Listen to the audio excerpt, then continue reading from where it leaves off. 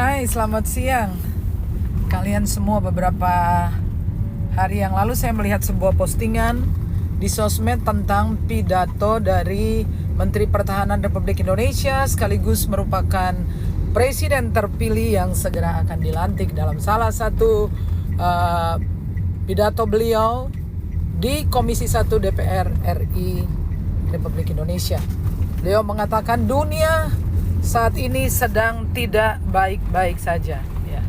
Artinya memang dunia sedang tidak baik,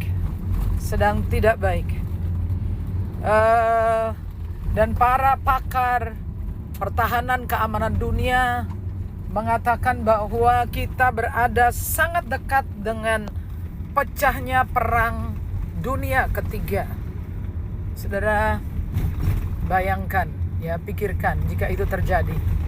Sebagai seorang beriman, saya juga tahu bahwa di dalam Wahyu pasal 16 ayat 16, perang dunia ketiga itu juga disebut sebagai perang Armageddon karena berlangsungnya perang itu di satu lembah di wilayah Israel, namanya lembah Armageddon, dalam Wahyu 16 ayat 16.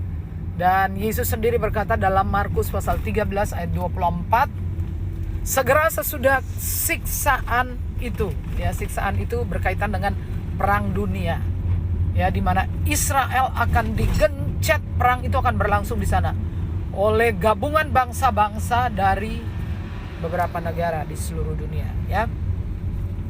Akan terjadi, matahari akan menjadi gelap, bulan tidak memancarkan cahaya, bintang-bintang akan berguguran, dan kuasa-kuasa langit akan goncang. Dan pada waktu itu Yesus sendiri berkata ia akan memerintahkan malaikatnya untuk mengumpulkan orang-orang pilihannya dari keempat penjuru mata angin. Orang-orang pilihannya, ya, make sure you are the chosen one. Pastikan bahwa engkau dipilih, oke, ya, oleh Yesus. Dan saudara bayangin kalau kita masih hidup pada saat itu, maka kira-kira ini akan terjadi. Segera setelah perang dunia dinyatakan, maka pemerintah di seluruh dunia pasti akan menutup semua perbatasan antar negara. Dan pada saat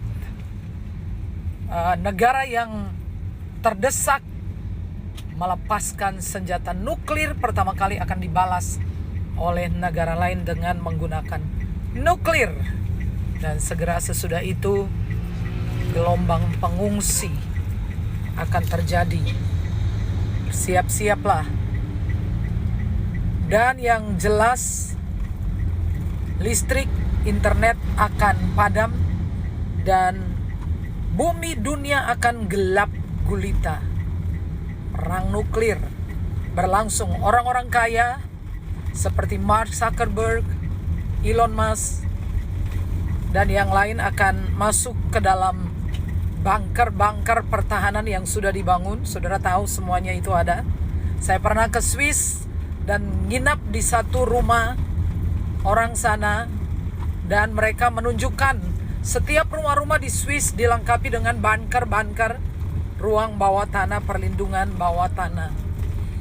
Dan jika perang itu berkecamuk, berlanjut 1 bulan, 2 bulan, itu akan berdampak. Efek daripada perang akan menimbulkan kehancuran bangunan-bangunan, fasilitas umum, menyebabkan debu, kabut, asap berterbangan di udara, dan menyebabkan seperti firman Tuhan mengatakan matahari akan menjadi gelap. Seperti kejadian Gunung Krakatau meletus, demikian kira-kira seperti itu. Matahari nggak bisa diakses entah untuk berapa lama, dan karena matahari nggak bisa diakses akan berdampak kepada tanaman-tanaman hijau, perkebunan, pertanian, dan rantai makanan akan hancur. Tinggallah kita orang-orang biasa berjuang mempertahankan hidupnya. Nah, biar saya memberikan sebuah nasihat sebagai orang tua. Saya sampaikan kepada kalian semua sejak sekarang, berhentilah membenci dan memusuhi satu dengan yang lain. Karena perang yang sesungguhnya ada di depan mata. Saudara, jangan bertempur dengan orang-orang sebangsa dan setanah air hanya karena beda agama, beda paham, beda ideologi, beda ras, beda suku. Saudara harus sesungguhnya membangun persatuan, kesatuan dengan lingkungan, dengan tetangga, dengan keluarga. Ada kerjasama, sebab ketika kesulitan, kesesakan datang, kita membutuhkan dukungan orang-orang yang ada di sekitar kita. Benar apa benar? Ya. Jadi sekali lagi, hiduplah dalam damai sejahtera. Gak usahlah berperang dengan tetanggamu, dengan saudaramu demi apapun. Karena perang yang sesungguhnya akan tiba juga. Semoga kita semua diberikan akal sehat. Ya. Oke. Selamat siang. God bless you.